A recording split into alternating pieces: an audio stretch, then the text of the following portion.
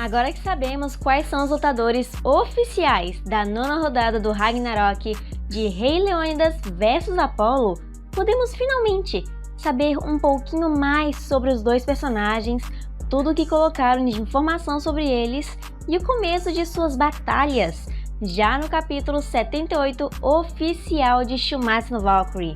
que já começa mostrando aquela ilha flutuante com um enorme castelo, que era onde o deus do sol Apolo mora, e o Ares preocupado até demais com aquela situação que eles estavam agora, porque o placar se encontra empatado de humanos e deuses 4-4, e logo nesse momento de grande importância, eles iriam chamar logo esse lutador em específico, o que me faz até ficar um pouquinho surpresa de que existem alguns deuses que realmente estão preocupados do Ragnarok, levando em consideração que eles acabaram de obter mais uma vitória sobre a humanidade com a vitória do Beus sobre o Tesla. Então, aparentemente eles ainda querem vencer com uma grande diferença da humanidade e vão chamar logo outro grego para a batalha, ou melhor dizendo, o último grego que eles ainda têm para colocar em alguma batalha que não esteja morto. E tudo indica que o próprio Ares não parece gostar muito do Apolo por algum tipo de brincadeira que ele costuma fazer com ele, como se fossem dois irmãos brincando. Mas com toda certeza, segundo o próprio Zeus, o Apolo era um deus muito forte e que, se for levar uma pequena base do que ele falou aqui mesmo, comparado com a própria mitologia do Apolo, é dito que somente os seus pais, Leto e Zeus, eram capazes de conter ele. Mas eu não vou tirar nenhuma conclusão precipitada antes de realmente ver seu potencial no meio da batalha, porque se a gente for levar em consideração a mitologia no Shumatsu, nós vamos errar todas as previsões. Até que então, finalmente, os três chegaram até onde estava o Apolo, se banhando com várias outras mulheres em uma fonte cheia de água quente, e sua estátua estava posicionada bem no meio de tudo, quase que fazendo um mini paraíso privado para ele, como se uma ilha inteira não fosse suficiente no meio do Valhalla. E parecia que ele estava lá se divertindo bastante dentro daquele riozinho, mesmo que fosse naquela situação que eles consideravam de urgência para os deuses, que no caso, eles estavam se referindo ao Ragnarok, que estava pouco a pouco ameaçando a existência em si dos deuses e a sua força colocada à prova. Mas o Apolo nem sequer pareceu ter ligado para nada disso que ele mencionou, só ficou muito feliz de que o seu amigo Ares estava ali na sua frente fazendo uma pequena visita, saindo daquela fonte de água quente sem roupa alguma no meio de todos os deuses. E o que me obriga também a admitir que ele é um personagem muito bem feito e bonito, porém nada comparado ao próprio Buda e o Kim, que já são os meus favoritos. Mas o Apolo ficou perguntando para eles o que traria ele ali, porque era uma visita muito rara o Ares sequer ir ver o Apolo. Mas ele, ao invés de responder isso, só estava preocupado em não ver a parte da frente que estava bem exposta nele, falando então para ele se cobrir. Mas ao invés disso, o Apolo queria levar o próprio Ares para tomar um banho com ele, enquanto ao mesmo tempo ficava provocando, dizendo que era para ele admitir logo porque sabia que gostava dele e só ficava fingindo que não. E falando exatamente nessa cena, eu não sei se vocês perceberam um pequeníssimo detalhe de que o Apolo apareceu ali atrás do Ares em uma velocidade impressionante. E alguma coisa me diz que isso pode ter algo a ver com um poder que nós vamos ver no meio da batalha, o que seria algo completamente inovador, já que não parece ser relacionado com nenhum outros poderes que ele apareceu na página ou que sequer exista na própria mitologia.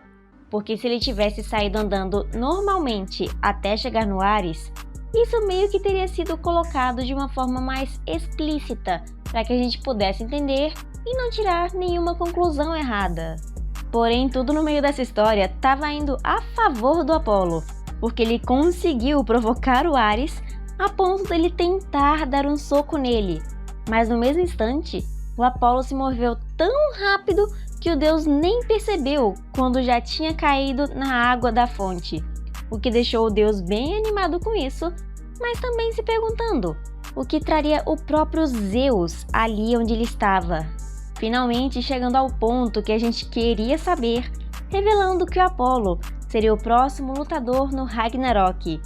E de uma maneira bem nova, essa reação que o Apolo fez, ele falou como se o Ragnarok não fosse nada importante, quase como uma brincadeira na qual o Zeus estava participando depois de concordar com a Brunhilde. E infelizmente, eu devo dar pontos para o próprio Apolo aqui. Se ele não tivesse concordado, tudo isso seria só uma mera brincadeira de criança.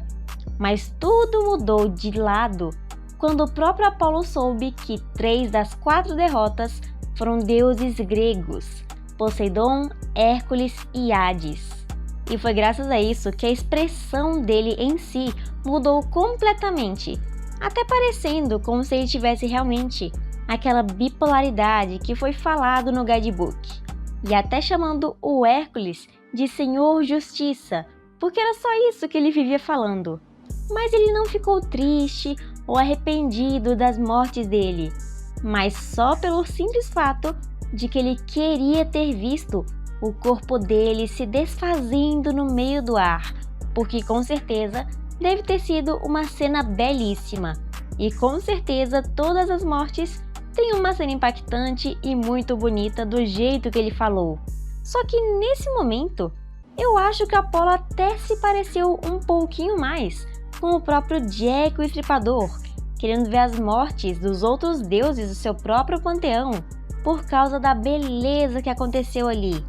Porque na verdade, ele não sentia nenhuma tristeza pela morte deles, já que ele assumia que, com toda certeza, eles lutaram com tudo que tinham, colocando a sua própria alma em chamas, quase que honrando os deuses, muito mais do que chorando, mas sim com alegria e com tudo que ele pode, do mesmo jeito que até os próprios lutadores de sumô quiseram fazer com Raiden na sua morte. Ao invés de chorar, eles honraram com o próprio sumô que o Raiden tanto amava lutar.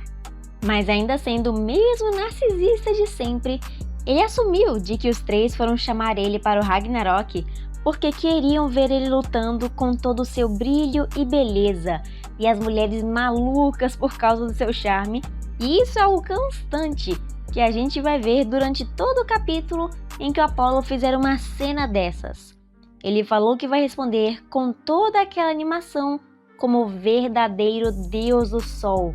fazendo uma pose igualzinha à da estátua que estava ali atrás dele. E depois dessa introdução enorme, somente para um personagem, para vocês terem noção aqui comigo, eu me arrependo 100% de ter falado lá nos spoilers que o capítulo parecia estar rushado ou que deixaram as coisas curtas demais só para chegar no meio da batalha.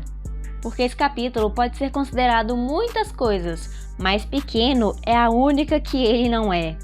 E finalmente, nós podemos ver a Brunhilde junto com a Gol, indo buscar o lutador para a 9ª rodada dentro da própria arena do Valhalla. E a Gol estava tentando falar uma coisa boa, de que todos os humanos estavam tendo uma ótima batalha,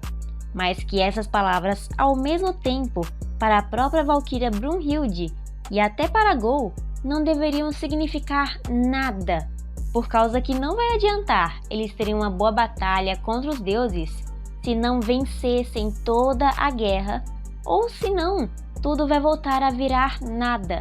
toda a humanidade extinguida. Mas essa pequena frase que ela fala de tudo virar um nada ou retornar ao nada faz ficar numa dúvida se ela estava se referindo somente à humanidade nesse momento ou se ela também estava se referindo a ela mesma, suas valquírias, irmãs e talvez outras coisas, já que o Ragnarok na própria mitologia é dito como o fim e o início. mas era por conta desse risco que elas tinham que correr que ele escolheu aquele homem para ser o próximo lutador, chegando em frente de um enorme portão de pedra guardado por 2 enormes soldados espartanos, que, se duvidar, são maiores que quase todos os deuses que já apareceram na história.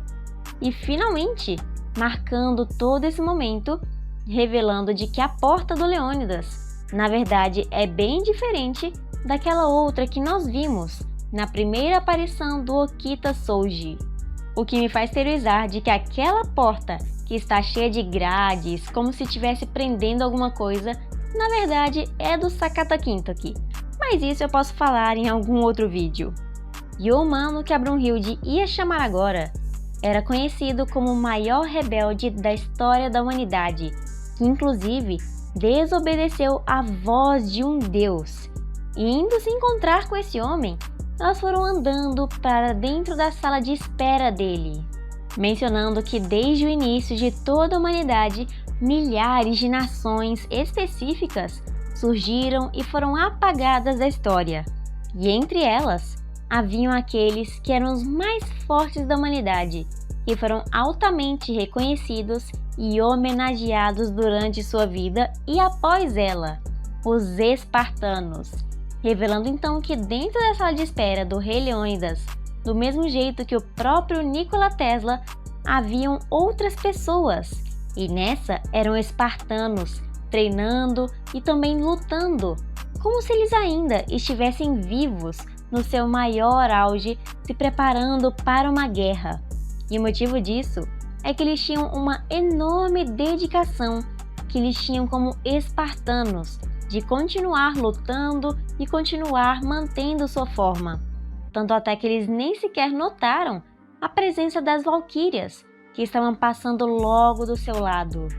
E assim que as duas finalmente chegaram até o fim da sala de espera, eles encontraram um senhor deitado numa rede, ouvindo a valquíria dizer que sente muito em ter deixado ele esperar todo esse tempo todo. Um dos lutadores da humanidade que o fandom mais esperava ver, finalmente apareceu agora, só que com uma aparência bem esquisita, como se fosse um turista no meio de uma viagem lendo o livro. Este era o tão esperado Rei Leônidas que nós queríamos ver. E ele era tão famoso que até mesmo a própria Valkyria Gol já sabia de seu nome e conhecia sua história. E na mesma hora que ele estava lá na sua rede, a Brunhilde mencionou de que ele seria o próximo a participar da 9ª rodada do Ragnarok. Mas quase do mesmo jeito que o Apollo reagiu ao próprio Ragnarok e o seu anúncio, ele não parecia estar interessado nas batalhas. O Leônidas literalmente recusou a proposta no mesmo segundo em que ouviu, sem nenhum pingo de hesitação, parecendo até meio arrogante se você pensar por outro lado, dizendo que qualquer outra pessoa poderia lutar na 9ª rodada. Ele queria ser o primeiro lutador ou o último de todo Ragnarok, quase como se ele quisesse ter um pouco mais de destaque no meio do Ragnarok, o centro das atenções como ele sempre foi. Mas como sempre, a Brunhilde tinha o seu próprio jeitinho especial de fazer os outros fazerem exatamente o que ela queria, dizendo que era uma pena, porque achava que somente ele, entre 700 milhões de história da humanidade, somente ele seria realmente capaz de vencer o tal chamado Apollo.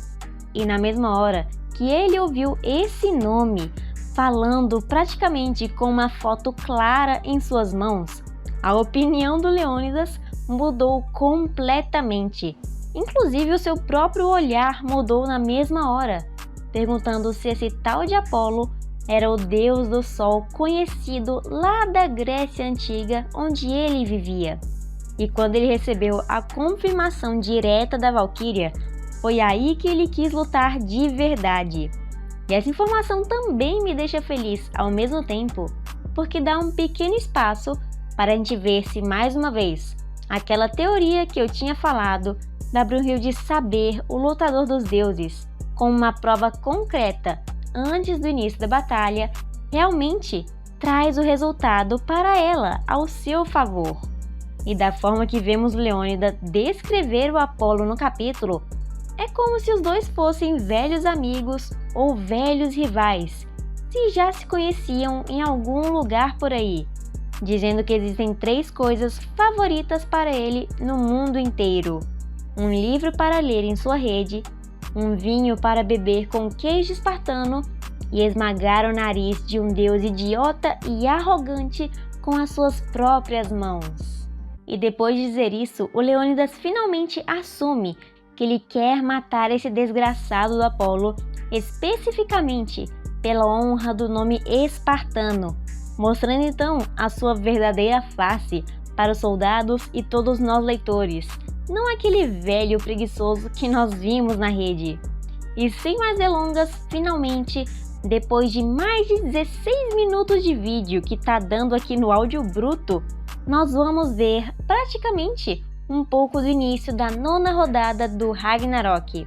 onde já a sua própria arena não parece mais com aquele coliseu que a gente está acostumado. Na verdade, ela parece até estar um pouco mais moderna e atualizada, do mesmo jeito que o próprio Leônidas se adaptou, se desenvolvendo, ficando mais moderno quando entrou em contato com as coisas mais atuais que tinham no Valhalla.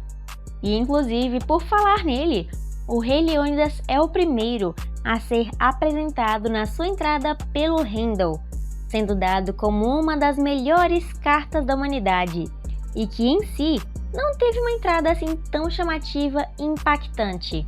O Heimdall, na hora dele, só quis falar mais ou menos um pouco sobre a sua história que nós conhecemos, que ele era parte da raça mais poderosa e forte da humanidade, os espartanos, dando inclusive uma pequena esperança de que ele poderia usar roupas clássicas, assim como os outros espartanos que estavam assistindo todo esse combate. E foi desse jeito que o Heimdall continuou a falar todos os seus feitos e obviamente também da principal batalha nas Termópilas, que é a mais famosa do Rei Leônidas, sendo até mesmo chamado de o Rei mais forte. Então, jogando fora toda aquela capa que cobria o seu corpo, junto com aquele capacete que estava na sua cabeça,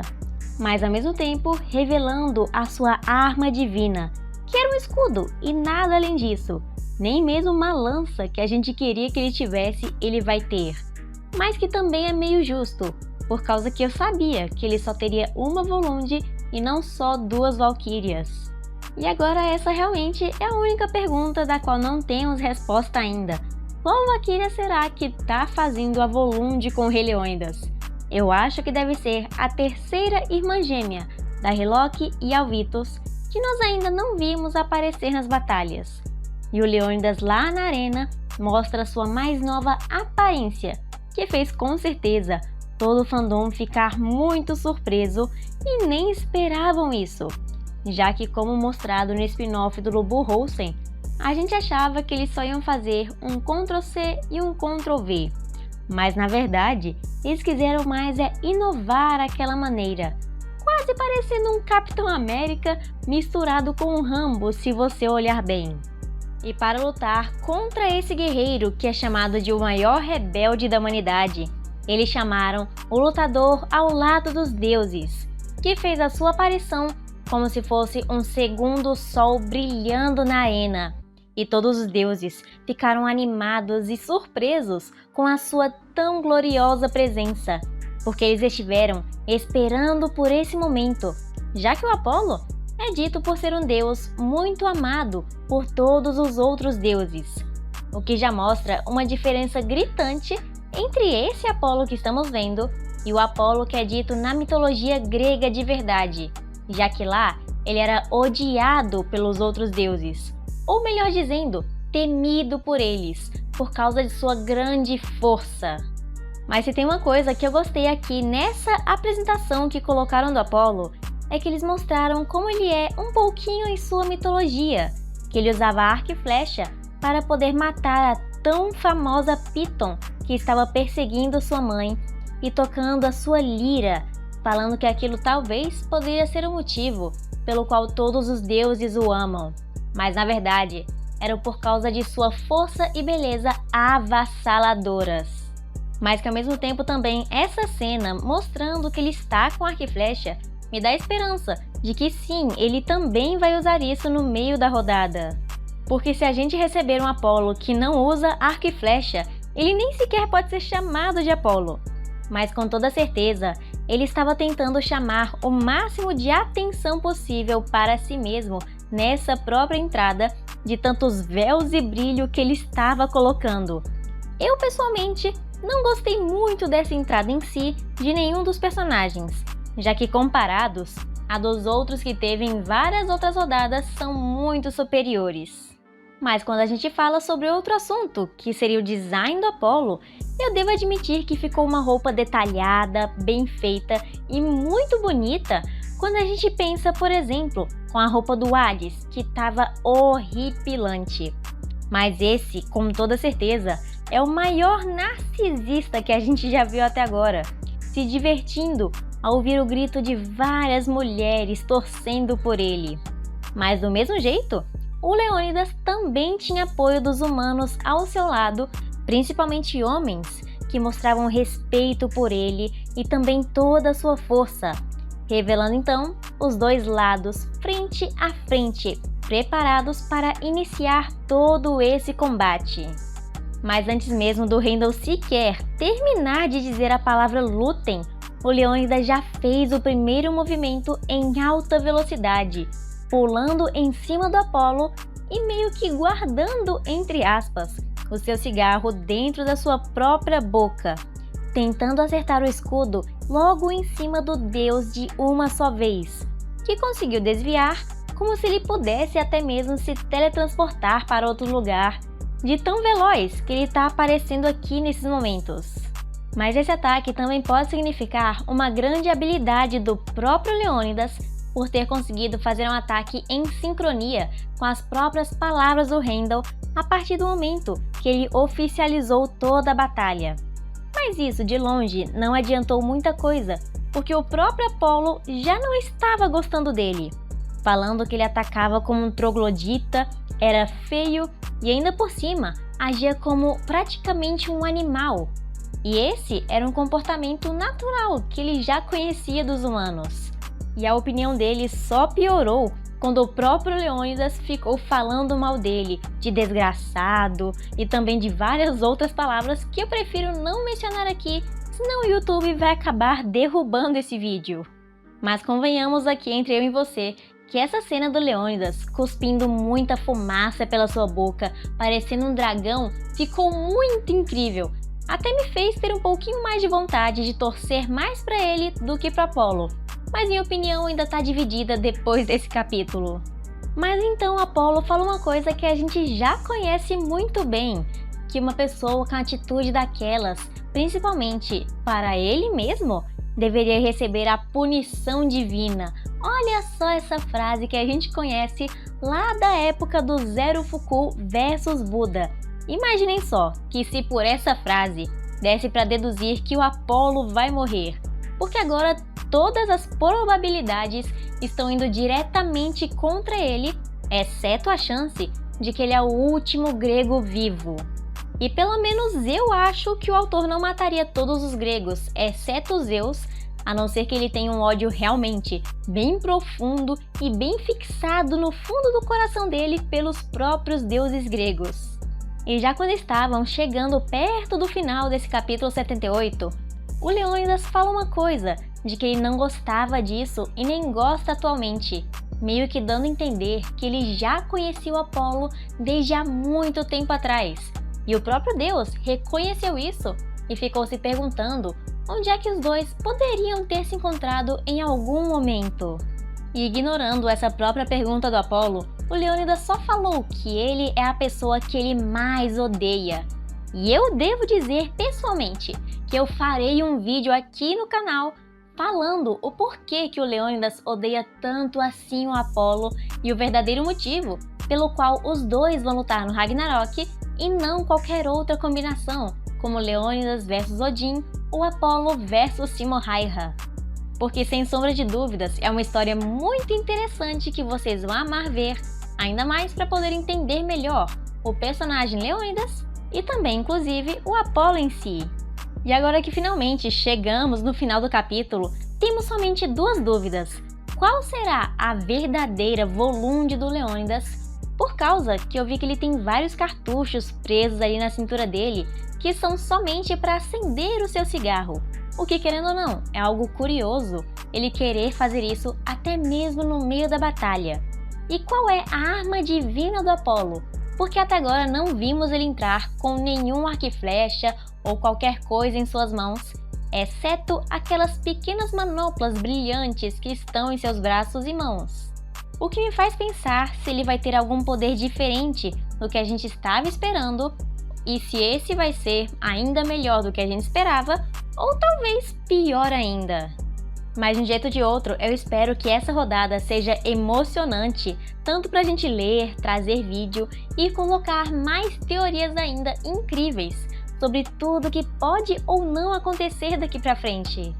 E caso você também tenha uma teoria sobre essa batalha para contar pra gente, entre no nosso servidor, o link vai estar aqui embaixo na descrição, porque nós estamos lá todos os dias conversando e se divertindo junto com vocês. Eu vou estar esperando todos vocês por lá e, por último, um momento especial para todos os membros do nosso canal. Otávio Araújo, Cypher, Canibal Vegano Trupe, Ian Thales, CD Stars, Cherland Zero, Vianney Zutirra, Felipe Silva e Cauã Love Boss.